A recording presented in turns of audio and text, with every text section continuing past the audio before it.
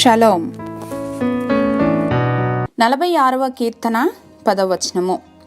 Psalm 46 verse 10. ఊరకుండుడి, నేనే దేవుడనని తెలుసుకొనుడి. Be still and know that I am God. Regular బేసిస్లో కొన్ని పనులు మనమే సౌకర్యవంతంగా హ్యాండిల్ చేస్తూ ఉంటాము. ఎప్పుడైనా ఇలాంటివి వేరొకరికి అప్పగించాల్సి వస్తే ఇచ్చి మళ్ళీ వెనక నుండి గమనిస్తూ చిన్న చిన్న సర్దుబాట్లు చెప్తూ ఉంటాం. నిజంగా మనం ఎదుటివారికి ఏదైనా పనిని అప్పగించినప్పుడు వారు ఆ పనిని పూర్తి చేసే వరకు మనం జోక్యం చేసుకోకుండా వదిలేస్తేనే ఆ పని మెస్అప్ కాకుండా ఉంటుంది.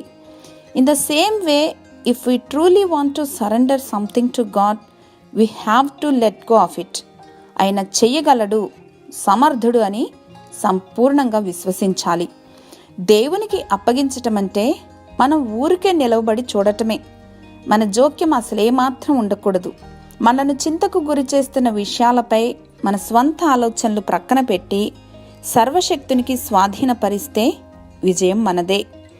Let us let go, be still and trust that God will take care of us. ఆమేన్. సర్వాంతర్యామి, మా యొక్క ప్రతి పరిస్థితిని కూడా మీరు ఎరిగి ఉన్నారని చెప్పి విశ్వసిస్తూ సమస్తమును యేసు నామములో మీకు స్వాధీనపరుస్తున్నాం మా ప్రియ పరలోకపు తండ్రి. ఆమేన్.